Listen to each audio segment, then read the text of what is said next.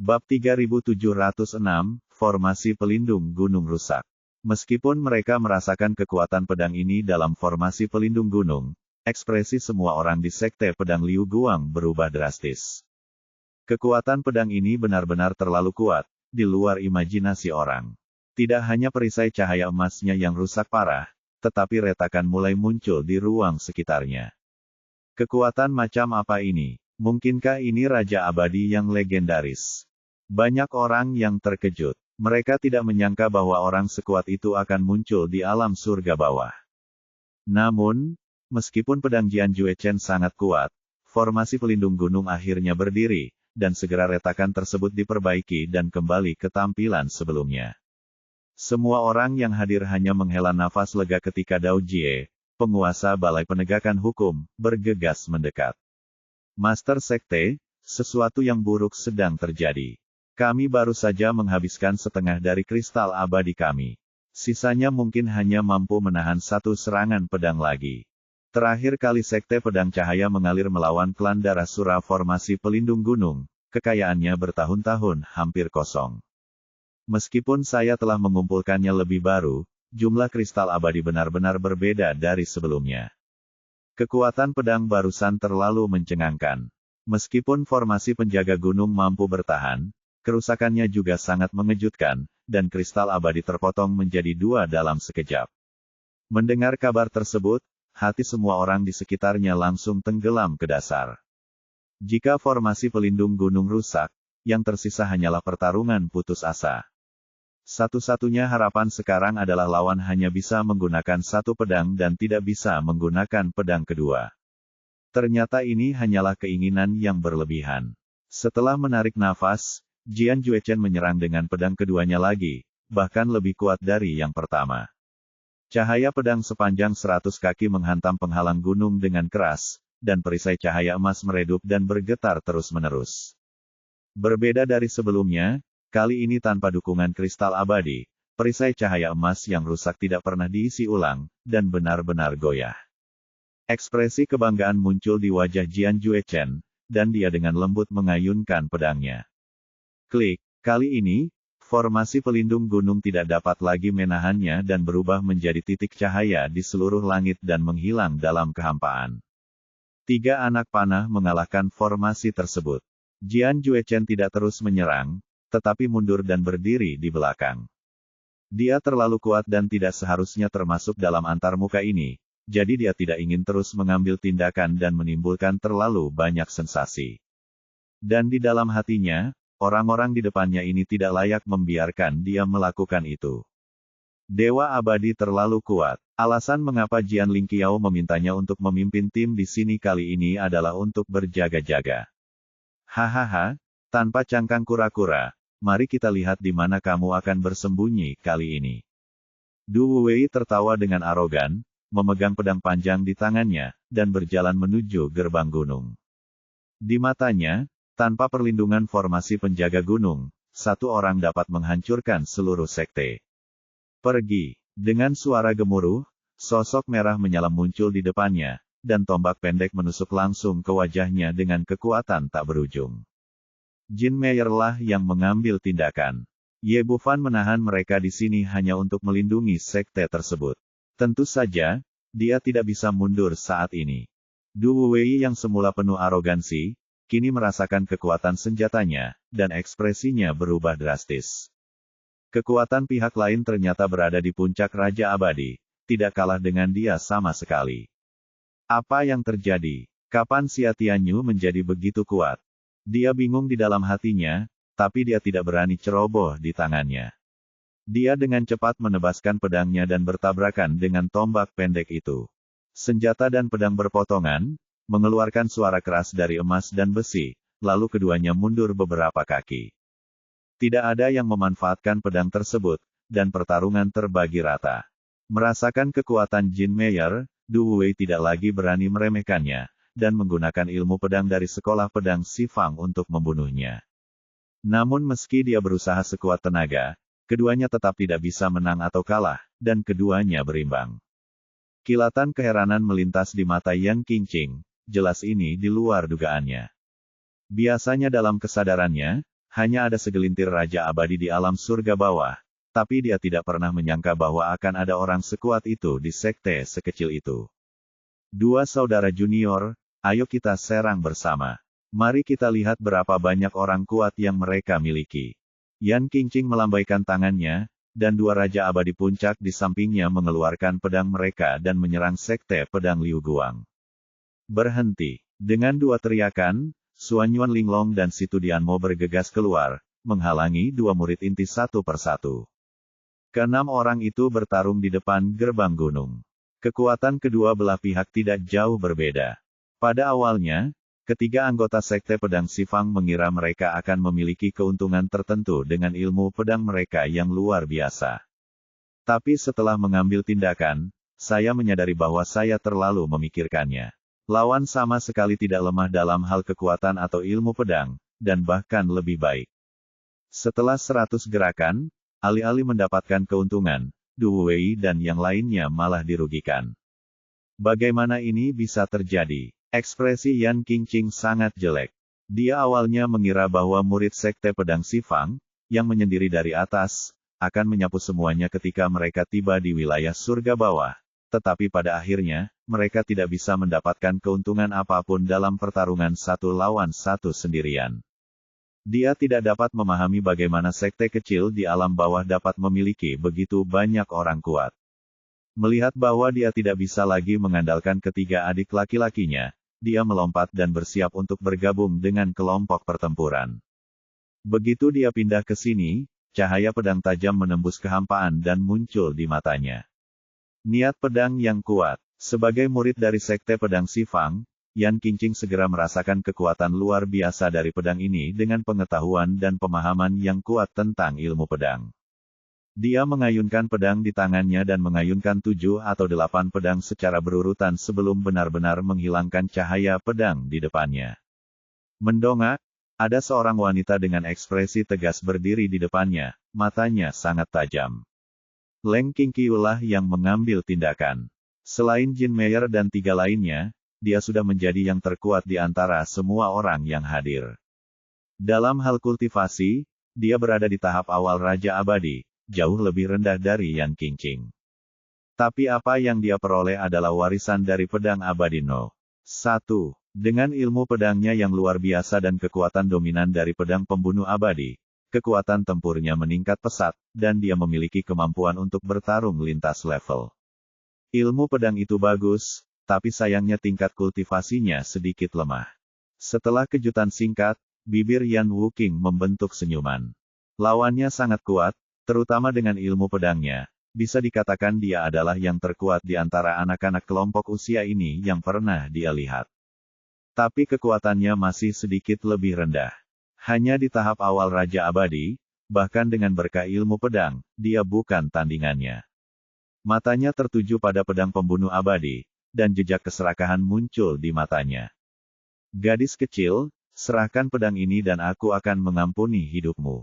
Leng Qingqiu selalu menjadi orang yang kejam dan tidak banyak bicara. Dia terlalu malas untuk berbicara omong kosong dengan orang ini dengan cahaya dingin di seluruh langit, dan langsung membunuhnya. Kamu jangan melebih-lebihkan kemampuanmu. Yan Qingqing mendengus dingin dan menghadapinya dengan pedangnya. Pemahamannya tentang ilmu pedang tidak sebaik Leng Qingqiu, dan ilmu pedangnya tidak sehebat yang lain. Namun, kekuatan puncak Raja Abadi pada akhirnya menempati keunggulan absolut. Keduanya bertarung lebih dari selusin gerakan, dan Yan Qingqing terus berada di atas angin. Setelah sekitar 20 gerakan, Leng Qingqiu sedang terburu-buru. Dia terganggu oleh pihak lain dan ditampar di bahu kirinya oleh pihak lain, membuatnya terbang sejauh puluhan kaki. Bab 3707 Formasi Pedang Persegi. Gadis kecil, kamu bukan tandinganku. Yan Qingqing memegang pedang di tangannya dan menginjak kekosongan, berdiri tinggi di atas. Namun, sangat jarang Anda memiliki pencapaian dan budidaya ilmu pedang seperti itu pada usia Anda, dan Anda adalah bakat yang dapat dikembangkan. Hari ini saya akan memberi Anda kesempatan besar untuk menyerahkan pedang ini dan ilmu pedang yang telah Anda kuasai. Saya mohon belas kasihan dari paman saya, izinkan Anda bergabung dengan sekte pedang Sifang kami dan memasuki wilayah Songtian. Masa depan Anda tidak akan terbatas. Dia sangat menyukai pedang pembunuh abadi Leng Qingqiu dan ilmu pedang yang telah dia pelajari. Jika dia menyerahkan ini dua harta untuk sekte tersebut, dia akan mampu melakukannya. Statusnya akan meningkat pesat, dan dia mungkin menjadi murid langsung dari Master Sekte. Melihat kondisi ini, dia tidak menyangka pihak lain akan menolak. Dalam kesadarannya, orang-orang di alam surga bawah pasti memiliki kerinduan yang tak terbatas terhadap alam surga tengah. Kesempatan ini adalah peluang besar. Tapi yang tidak pernah dia duga adalah setelah Leng Qingqiu menstabilkan sosoknya, dia hanya mengucapkan 3 kata dengan lembut, "Kamu tidak layak." Mencari kematian. Ekspresi Yan Wuqing menjadi dingin, tetapi untuk mendapatkan apa yang dia inginkan, dia tetap saja tidak membunuh siapapun. Hanya memegang pedang panjang di tangannya, niat pedang kekerasan bercampur dengan tekanan puncak Raja Abadi menyapu ke arah Leng Qingqiu. Menurut idenya, mengandalkan kekuatannya sendiri pada akhirnya akan membuat pihak lain menyerah. Leng Qingqiu baru saja ditampar dan terluka ringan, tetapi dia berjuang untuk bertahan di bawah tekanan yang begitu kuat. Dia memegang pedang pembunuh abadi di tangannya dan mengandalkan kekuatan pedangnya untuk menahan tekanan. Sangat disayangkan kombinasi niat pedang lawan dan tekanan puncak Raja Abadi tidak lagi bisa dia tolak. 1 tarikan napas, 2 tarikan napas, tangan yang memegang pedang mulai bergetar, dan bekas darah mengalir dari sudut mulut, jelas mendekati batas. Hahaha, Yan Qingqing tertawa bangga, sekarang kamu tahu jarak antara aku, kamu harus segera menundukkan kepala dan mengakui kekalahan dan menyetujui persyaratanku, jika tidak kamu akan mati. Jangan pernah berpikir tentang itu. Leng Qingqiu baru saja meludah. Dengan 3 kata ini, seteguk darah muncrat dari mulutnya, dan wajahnya menjadi sangat pucat. Gadis kecil, kamu sudah seperti ini, apalagi yang ingin kamu gunakan untuk melawanku. Yan Qingqing benar-benar menang. Menurutnya, selama beberapa napas lagi berlalu, pihak lain tidak akan bisa untuk menanggung ini. Namun pada saat ini, momentum kuat tiba-tiba naik ke langit. Segera setelah itu, pedang pembunuh abadi di tangan Leng Qingqiu meledak dengan niat pedang yang luar biasa, langsung menghancurkan paksaannya. Apa yang terjadi? Yan Qingqing sangat terkejut sehingga dia mundur lebih dari 10 langkah. Wajahnya penuh dengan keterkejutan. Leng Qingqiu memegang pedang di tangannya, dan auranya saat ini jauh lebih kuat dari sebelumnya. Ternyata baru saja di bawah tekanan besar ini, tingkat kultivasinya meningkat lagi, menembus kemacetan Raja Abadi awal, dan memasuki tahap tengah Raja Abadi dalam satu gerakan. Meskipun tingkat kultivasinya masih kalah dengan Yan Qingqing, dengan berkah dari warisan pedang abadi pertama, kekuatannya benar-benar dapat menyamai puncak Raja Abadi. Bunuh. Pedang pembunuh abadi meledak dengan niat membunuh yang luar biasa, dan cahaya pedang yang tajam itu seperti gelombang laut, bergulung satu demi satu. Yan Qingqing bertarung lagi dengan pedangnya. Setelah lebih dari selusin gerakan, dia menemukan bahwa kekuatan lawan telah meningkat berkali-kali lipat dibandingkan sebelumnya, dan tidak kalah dengan miliknya sama sekali. Kuncinya tetap meningkat. Semakin banyak Anda bertarung, semakin kuat Anda. Nanti, ada kecenderungan samar untuk menekan diri sendiri. Sialan, bagaimana mungkin dia masih tidak mengerti apa yang terjadi sekarang? Tekanan yang baru saja dia berikan tidak hanya gagal membuat orang lain menyerah, tapi malah berdampak sebaliknya. Itu memberi mereka motivasi untuk menerobos, dan sekarang kekuatan mereka sekali lagi meningkat ke level lain. Tapi tidak ada gunanya menyesali, apa yang terjadi sudah terjadi, dan sekarang dia tidak bisa lagi menekan orang lain jika dia mau. Tidak hanya dia dirugikan, Du Wei dan 3 orang di sebelahnya juga mengalami kesulitan. Masing-masing dari mereka hanya bisa menangkis tetapi tidak melawan. Jian Juechen berdiri di dekatnya, mengerutkan kening, ekspresinya semakin dingin. Awalnya, dia tidak berniat mengambil tindakan ketika dia datang ke wilayah langit bawah. Dia merasa bahwa dia dapat sepenuhnya menaklukkan sekte pedang cahaya mengalir dengan bantuan 4 murid utama yang dia bawa. Hasilnya bagus sekarang, dia benar-benar ditekan oleh orang lain. Kalian berempat benar-benar tidak berguna, dan kalian belum menggunakan formasi pedang persegi. Dia berteriak, dan mereka berempat terbangun seperti dari mimpi. Dia menggunakan seluruh kekuatannya untuk membuang lawannya, lalu mereka berempat berkumpul dan membentuk formasi pedang di 4 arah, tenggara, barat laut, dan mengelilingi Jin Meyer di tengah. Formasi pedang Sifang adalah keahlian paling unik dari Sekte Pedang Sifang, dan konon nama sekte tersebut berasal darinya.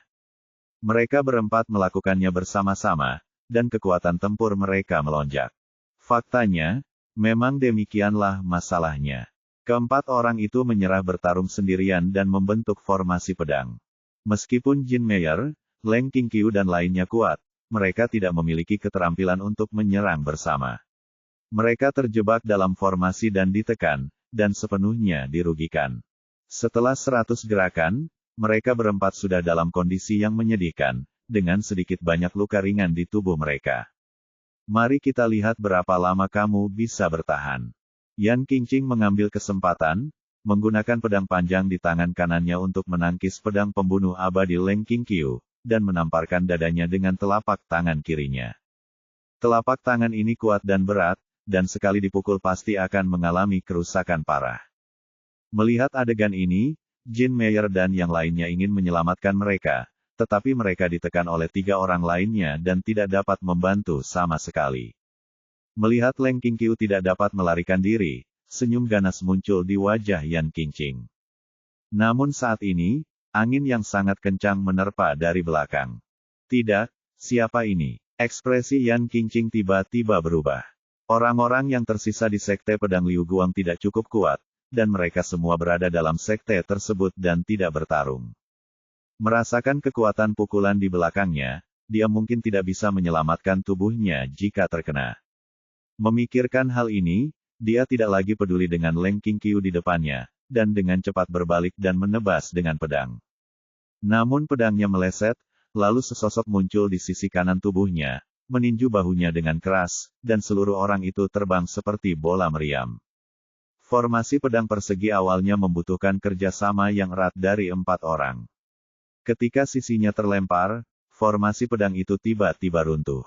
Leng Qingqiu dan yang lainnya beralih dari bertahan ke menyerang, dan Du Wei serta yang lainnya tertangkap basah sejenak, dan mereka semua terluka dan terbang keluar. Situasi pertempuran benar-benar terbalik hanya dalam sekejap, dan keempat orang itu sangat terkejut. Mendongak, saya melihat seorang pria muda muncul di depan saya, Ye Bufan lah yang bergegas kembali. Xiao Fan, kamu kembali.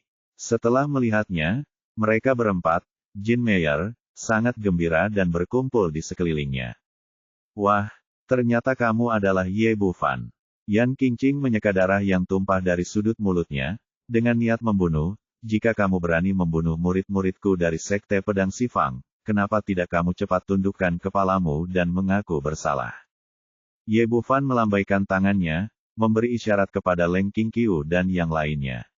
Mundur. Berbalik, dia menatap tajam ke arah orang-orang di depannya, Feng Wuji dan yang lainnya pantas mati. Membunuh mereka hanyalah keadilan bagi surga. Kejahatan apa yang saya lakukan? Bab 3708 Sen Qiyun yang hilang. Nak, kamu sedang mencari kematian. Melihat pemuda di depannya sama sekali tidak memperhatikan Sekte Pedang Sifang, Du Wei menjadi marah dan menangkapnya. Dia tidak melihat Ye Bufan mengambil tindakan sekarang, dia juga tidak memperhatikan kekuatan pihak lain. Dalam kesadarannya, karena pihak lain sudah bersembunyi, kekuatannya jauh lebih rendah daripada Jin Meyer dan lainnya. Cahaya dingin melintas di mata Ye Bufan, dan dia mengangkat tangannya dan meninju. Tinju dan telapak tangannya bertabrakan satu sama lain, dan dengan keras, Du Wei terguncang dan terbang mundur, dengan bekas darah tumpah dari sudut mulutnya. Sekarang, meskipun Ye Bufan baru berada di tahap akhir Daluo Immortal, tubuh fisik yang diciptakan oleh teknik pelatihan tubuh Dewa Petir sangat kuat, tidak kalah dengan puncak Raja Abadi sedikitpun. Karena itu, dia langsung menghancurkan lawannya dalam pertarungan langsung. Ini, untuk mengatakan bahwa kejadian itu terjadi secara tiba-tiba, keempat murid Sekte Pedang Sifang tidak memahami kekuatan satu sama lain, tetapi sekarang mereka dapat melihatnya dengan jelas, tanpa ada kepalsuan. Tidak ada keraguan bahwa mereka lebih kuat dari mereka. Dengan kata lain, Apa yang dikatakan Hua Bingyu sebelumnya adalah benar, dan dia membunuh Feng Wuji dan yang lainnya dengan kekuatannya yang sebenarnya. Paman Guru, sepertinya saya ingin Anda mengambil tindakan. Suara Yan Qingqing kering. Meskipun dia merasa sangat terhina, dia tidak punya pilihan selain melihat kembali ke arah Jian Juechen. Mereka berempat diam-diam mengagumi pandangan jauh ke depan pemimpin sekte dalam mengirimkan pria tingkat dewa abadi yang kuat. Jika tidak, mereka berempat tidak akan mampu menangani urusan hari ini sendirian. Kamu tidak berguna, minggir. Teriak Jian Juechen dingin, lalu berjalan mendekat dan menatap Ye Bufan di depannya. Wah, aku di sini hari ini, jadi bukan giliranmu untuk menjadi sombong. Cepat berlutut dan mengaku bersalah. Aku bisa membawamu kembali ke sekte untuk menerima hukuman Tuan, atau aku akan membunuhmu sekarang. Pria kuat di tingkat dewa abadi maju, momentum yang kuat membuat semua orang di sekitar mereka terengah-engah. Bahkan Jin Meyer, Situ Dianmo, dan Suan Yuan Linglong terlihat serius, seolah sedang menghadapi musuh yang tangguh. Mereka dapat menantang Yan Qingqing dan yang lainnya secara langsung, tetapi menghadapi dewa abadi seperti menghadapi gunung yang tidak dapat dicapai, dan mereka merasakan ketidakberdayaan yang kuat di dalam hati mereka. Ye Bufan masih terlihat tenang, kamu ingin aku mengaku bersalah, tapi kamu tidak layak. Kamu tidak bisa menyentuhku hari ini. Haha, aku tidak bisa menyentuhmu. Jian Juechen tertawa, tapi tawanya begitu penuh amarah. Wah, aku benar-benar tidak tahu siapa yang memberimu keberanian untuk mengabaikan sekte pedang Sifang kami. Dia benar-benar marah dan hendak mengambil tindakan saat dia berbicara, tapi tiba-tiba Ye Bufan mengangkat tangannya, sebuah pelat besi perunggu terbang di depannya. Apa ini? Jian Juechen melihatnya sekilas, dan kemudian ekspresinya berubah. Kenapa Anda memiliki token partisipasi untuk kontes hegemoni 100 sekte? Sekte Pedang Sifang adalah anggota inti dari 3 sekte, 5 sekte, dan 7 keluarga bangsawan, dan juga mengetahui arti di balik merek ini. Jika pihak lain adalah kontestan dalam kontes 100 pintu, maka dia benar-benar tidak bisa menyentuhnya, setidaknya sampai akhir kompetisi. Jika tidak, begitu berita sampai ke wilayah Zongtian, Sekte Pedang Sifang akan kehilangan kualifikasi untuk berpartisipasi dalam kompetisi. Ye Bufan mengangkat tangannya dan mengambil kembali token itu. Sekarang saya adalah pemimpin sekte tertinggi dari Sekte Pedang Lingyun di Letian. Saya memenangkan merek ini dengan kemampuan saya sendiri, dan saya akan segera berpartisipasi dalam pertempuran hegemoni 100 sekte. Alasan mengapa saya kembali ke wilayah surga bawah kali ini adalah memanggil murid-murid dari Sekte Pedang Liu Guang. Berpartisipasi. Setelah mengatakan ini, ekspresi dari 5 anggota Sekte Pedang Sifang menjadi sangat jelek. Petik 2. Mereka semua tahu aturan kompetisi 100 gerbang. Karena mereka sudah mendapatkan tokennya, mereka benar-benar tidak bisa mengambil tindakan. Tetapi jika saya kembali seperti ini, saya masih merasa sedikit tidak mau. Kenapa? Kamu tidak mau menyerah? Ye Bufan berkata, aku membunuh keempat Feng Wuji dengan cara yang adil, dan mereka pantas mati. Jika kamu ingin membalas dendam, lakukan saja dia adil di arena kompetisi 100 gerbang, lihat apakah kamu memiliki kemampuan itu. Ye Bufan sudah membuat keputusan ketika dia kembali. Jika dia menggunakan busur penghancur matahari dan panah penghancur langit, dia akan melakukannya memiliki kesempatan untuk membunuh Jian Juechen. Namun dengan cara ini, tersiar kabar bahwa dia tidak akan bisa berpartisipasi dalam pertempuran 100 gerbang. Dan selain itu, dia hanya memiliki kekuatan 1 anak panah. Setelah itu, Sekte Pedang Cahaya Mengalir tidak mampu melawan formasi pedang 4 arah, dan konsekuensinya tidak dapat diperbaiki. Justru karena itulah hasil terbaik adalah membiarkan lawan mundur sebelum kesulitan datang, dan kemudian bertarung di atas ring.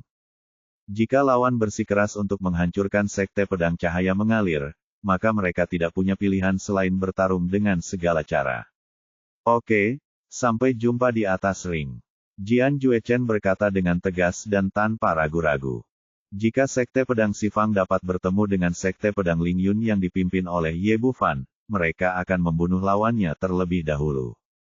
Jika tidak bisa, tunggu sampai kompetisi selesai. Singkatnya, jika ingin balas dendam, tidak lebih dari beberapa hari. Mengenai apakah murid Sekte Pedang Sifang adalah lawannya, dia tidak mempertimbangkannya sama sekali. Mereka adalah anggota inti dari 3 sekte, 5 sekte, dan 7 keluarga besar sekte. Setelah mengatakan itu, dia tidak lagi berhenti, menggulung Yan Qingqing dan mereka berempat, dan menghilang dari pandangan semua orang dalam sekejap mata. Saat mereka pergi, semua orang di Sekte Pedang Cahaya mengalir menghela nafas lega. Bagaimanapun, tekanan dari Dewa Abadi terlalu besar, dan banyak orang belum pernah menghadapinya sepanjang hidup mereka. Kemudian suasana seluruh sekte menjadi sangat ceria, dan semua orang bergegas untuk menyambut kembalinya Ye Bufan. Setelah bertukar kata-kata sopan, semua orang kembali ke aula utama. Ketika mereka mendengar bahwa dia telah kembali ke sekte, Su Ruyue, Feng Ziwu, Shen Qiyun dan yang lainnya juga menyerbu masuk. Ye Bufan menceritakan kisah kepindahannya ke wilayah Songtian dari awal hingga akhir. Semua orang merasa lega dan gembira ketika mereka mendengar bahwa Raja Abadi Donghua telah meninggal. Anda harus tahu bahwa selama periode waktu ini, mereka selalu memiliki ikatan di hati mereka, takut orang tua ini akan menyelinap ke sekte secara diam-diam dan menyerang orang-orang di sekitar mereka. Kini ancaman tersebut telah sepenuhnya diberantas, tidak perlu lagi merasa takut. Shen Qiyun berdiri di dekatnya, tetapi pikirannya berbeda dari orang lain. Tepat setelah memasuki pintu, dia melihat Luo Bingyan mengikuti Ye Bufan, dan dia juga merasakan auranya jauh lebih kuat daripada auranya. Awalnya agak aneh. Mereka berdua adalah Dewa Agung dengan kekuatan yang sama sebelumnya, jadi bagaimana mereka bisa meningkat begitu cepat? Sekarang dia mengerti bahwa dia telah berlatih kultivasi ganda dengan Ye Bufan, yang membuatnya merasa sangat tidak nyaman. Seperti kata pepatah, tidak ada gadis yang bisa hamil, termasuk dirinya. Sebelumnya, saya hanya sombong dan memiliki kebencian terhadap keluarga, jadi saya tidak pernah menatap mata pria lain.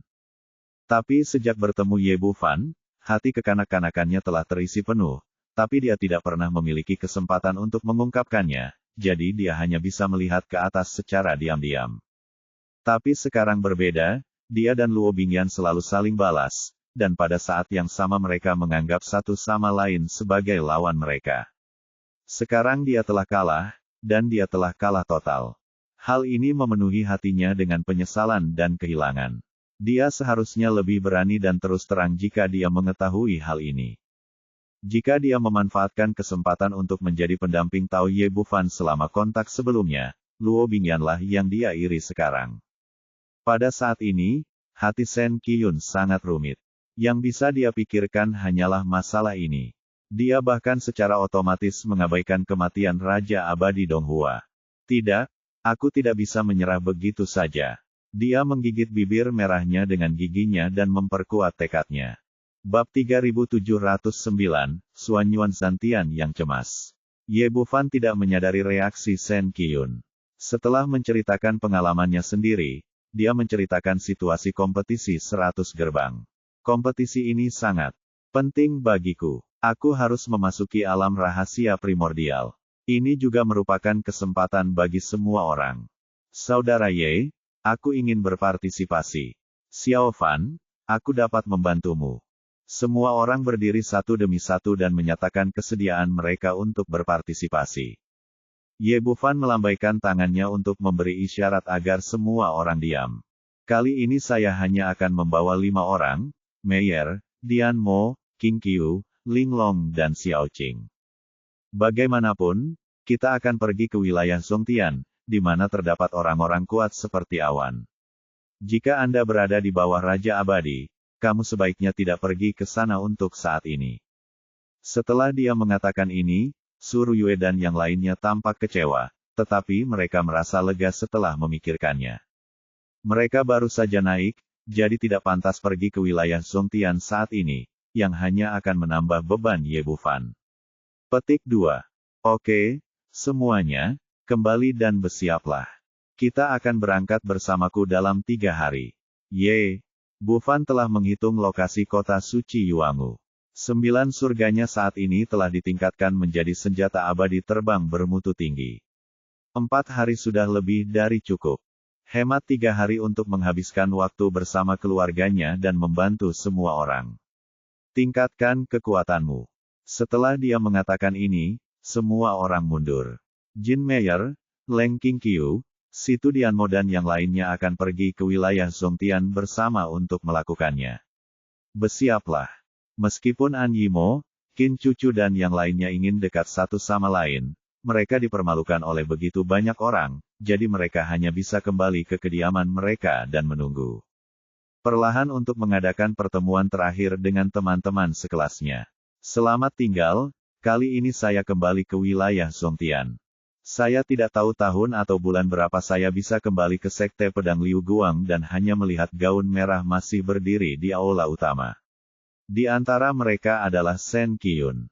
Dia sedikit terkejut, "Peri Sen, apakah ada yang salah?" Mata Sen Qiyun bagaikan api, "Kakak, mengapa kamu begitu memihak?" Petik 2. Eksentrik. Apa artinya? Ye, Bu Fan sedikit bingung. Apa menurutmu aku tidak cantik? Atau apa yang kurang baik? Petik 2. Kamu cukup cantik, dan tidak ada yang salah denganmu. Ye. Bu Fan mengatakan ini, tapi hatinya menjadi semakin bingung. Lalu kenapa kamu menerima wanita kerdil itu dan menutup mata padaku? Petik 2. Mendengar kata kerdil, Ye Bu Fan tertegun sejenak, dan kemudian dia menyadari siapa yang dibicarakan pihak lain, dan tidak bisa menahan senyum pahit di dalam hatinya. Dengarkan penjelasanku tentang masalah ini. Aku tidak mendengarkan. Pipi Sen Qiyun memerah. Meskipun dia masih sedikit malu, dia tidak bergeming. Lagi pula, aku tidak peduli apa alasannya, saya tidak bisa lebih buruk dari dia. Saya juga ingin menjadi pendamping Tao kakak laki-laki. Petik 2. Ye Bu Fan terdiam beberapa saat. Dia sudah lama mengetahui bahwa kedua wanita itu tidak cocok satu sama lain, tapi tidak perlu membandingkan dalam hal semacam ini. Hal semacam itu, kamu harus punya perasaan. Aku menyukaimu. Sen Qiyun meraih lengan Ye Bu Fan dan menempelkan sosok montoknya langsung ke tubuhnya. Aku tidak ingin kalah dari wanita itu, tapi aku juga menyukaimu. Jika itu orang lain, aku pasti tidak akan melakukan ini. Kakak senior, izinkan saya menjadi pendamping Tao Anda, oke? Petik 2. Ini, ada garis hitam di kepala Ye Bu Fan menghadapi wanita yang penuh gairah, dia tidak tahu harus berbuat apa untuk sementara waktu. Ling Yunfeng, untuk mencegah serangan diam-diam Dong Hua Tian Busen, Hua Bingyu menempatkan semua wanita Ye Bu Fan di sini. Suan Yuan Linglong, sebagai Raja Abadi tingkat puncak, ingin melindungi semua orang, jadi tentu saja dia tinggal di sini. Suan Yuan Zantian dan Nyonya Fang Hua juga tinggal bersama putri mereka, dan keluarga beranggotakan 3 orang ini memiliki bangunan kecil yang terpisah. Kamu hantu tua, kenapa kamu terburu-buru? Setelah memasuki ruangan, Nyonya Fang Hua membuang tangan Suan Yuan Zantian.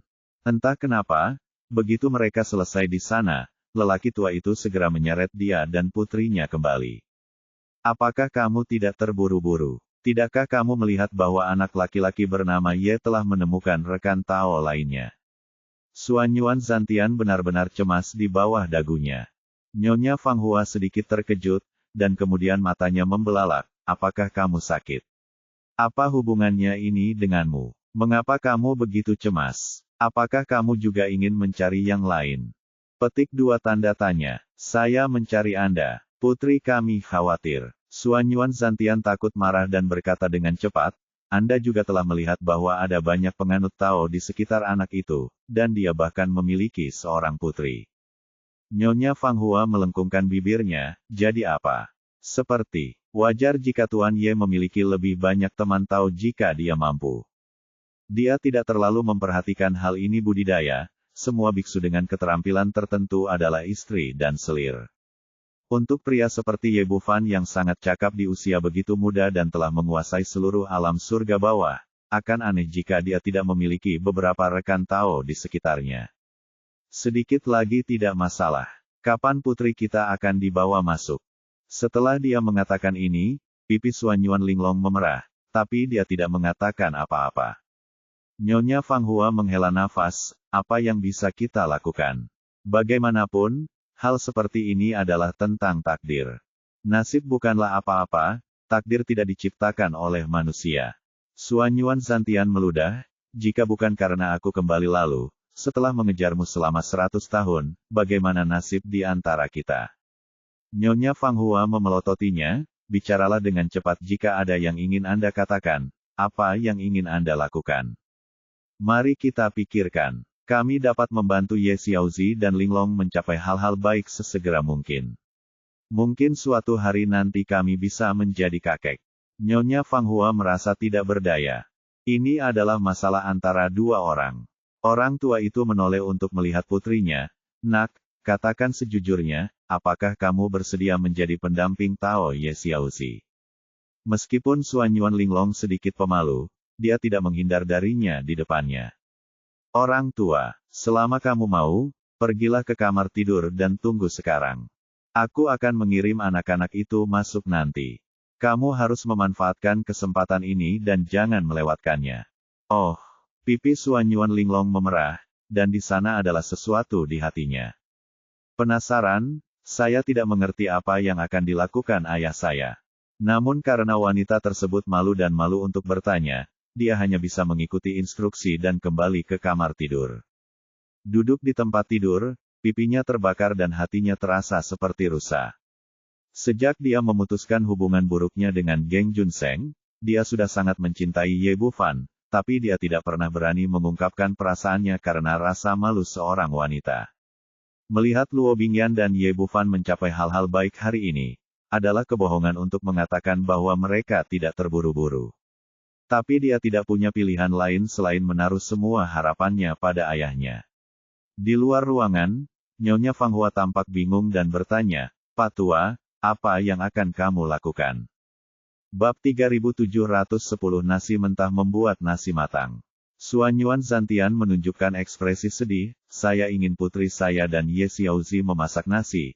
Jika tidak ketika mereka tiba di wilayah Zongtian, akan ada banyak wanita di sekitar anak laki-laki itu, dan putri saya berkulit tipis. Kapan mereka bisa untuk mencapai hal-hal baik? Bagaimana kita bisa melahirkan bayi seperti Xiao Yesi? Itu kebenarannya, tetapi jika mereka tidak menginginkannya, tidak ada yang bisa kita lakukan untuk membantu. Nyonya Fang Hua sering menggelengkan kepalanya. Jika mereka berada di dunia kultivasi, mereka mungkin masih bisa melakukan ini dengan kekuatan mereka. Tapi di sini, mereka sekarang berada di puncak kekuatan Raja Abadi, dan keduanya baru saja memasuki Void Immortal. Dengan kesenjangan kekuatan yang begitu besar, tidak ada yang bisa dilakukan. Suanyuan Zantian berkata, kamu wanita tua, kamu menyerah sebelum melakukan apapun. Bagaimana ini bisa terjadi? Apakah kamu punya cara? Dalam hatinya, Nyonya Fang Hua juga ingin mempertemukan putrinya dan Ye Bufan. Bagaimanapun, itu sangat bagus. Pria tidak dapat ditemukan setiap saat, dan dia juga dapat melihat kasih sayang di hati putrinya. Tentu saja, Suanyuan Zantian tersenyum jorok, dengan sepasang mata kacang hijau bersinar terang. Dia membalik pergelangan tangannya dan sebuah botol transparan kecil muncul di tangannya. Jika Anda ingin mereka membuat nasi mentah menjadi nasi, Anda memerlukan benda ini. Nyonya Fang Hua melihatnya dan melihat ada cairan transparan di dalam botol, yang tidak berwarna dan tidak berbau dulu. Apa ini? Ini air liur naga musim semi. Apa itu? Nyonya Fang Hua masih bingung. Suanyuan Zantian berkata, legenda mengatakan bahwa ada sejenis naga bertanduk di zaman kuno, yang secara alami kecanduan seksual. Setiap kali sedang berahi, ia akan ngiler terus-menerus. Benda ini adalah air liurnya, bernama air liur naga musim semi. Suara Nyonya Fang Hua rendah, lalu apa? Kalau begitu, benda ini adalah obat musim semi yang terbaik. Menurut legenda, obatnya sangat kuat bahkan monster, apalagi manusia, tidak dapat menahannya. Tapi itu semakin dingin. Mengapa benda ini ada di tanganmu? Apa yang akan kamu lakukan?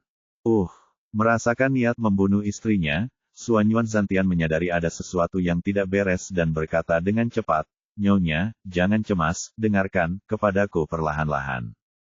Aku sedang mencari obat untuk putriku, dan kebetulan aku mendapatkan obat ini di pelelangan. Juru lelang memberitahuku tentang khasiat dan asal-muasalnya. Nada bicara Nyonya Fang Hua agak melunak, tetapi dia masih kedinginan. Mengapa kamu membeli barang ini? Apakah kamu memiliki niat buruk? Tidak, tidak, saya tidak membelinya. Suanyuan Zantian melambaikan tangannya berulang kali. Pada saat itu, monster tua di masa kesusahan membeli ini benda itu, dan dia kebetulan memiliki ramuan di tangannya. Saya mencuri cincin penyimpanannya. Mengingat itu sangat mahal dan harta langka, saya mengambilnya, tetapi saya tidak pernah menggunakannya selama bertahun-tahun. Untuk membuktikan bahwa dia tidak bersalah, dia mengangkatnya. Botol kecil di tangannya, soalnya, lelangnya waktu itu 10 tetes, tapi sekarang 1 tetes saja tidak banyak. Jangan khawatir, saya seorang pria terhormat, tidak mungkin saya bisa menggunakan benda ini. Ditambah lagi, saat itu saya sedang mencari obat untuk mengobati penyakit putri saya, bagaimana saya bisa memikirkan hal lain. Melihat kepastiannya, niat membunuh di mata Nyonya Fang Hua menghilang. Apa gunanya benda ini bagimu? Suanyuan Zantian menghela napas panjang dan menyeka keringat dingin di dahinya. Tunggu sebentar, aku akan membuatkan Ye Xiaozi minum, lalu memasukkannya ke dalam anggur. Meski dia kuat dalam budidaya, namun dengan air liur naga musim semi, dia pasti bisa memasak nasi bersama putrinya, dan masalah ini akan terselesaikan. Nyonya Fang Hua mengerutkan kening ketika dia berbicara, apakah ini mungkin? Tuan Ye memiliki keterampilan medis yang hebat. Anda akan mudah ketahuan jika Anda memberinya obat. Saya khawatir itu tidak pantas. Nyonya, jangan khawatir, ini masalahnya tidak berwarna dan tidak berbau. Dan selain memiliki efek pengobatan yang kuat, produk naga juga bermanfaat bagi tubuh manusia tanpa membahayakan. Dalam istilah duniawi, murni alami dan bebas polusi, serta tidak membahayakan sama sekali. Tidak peduli seberapa canggih keterampilan medisnya, mereka tidak akan dapat mendeteksinya.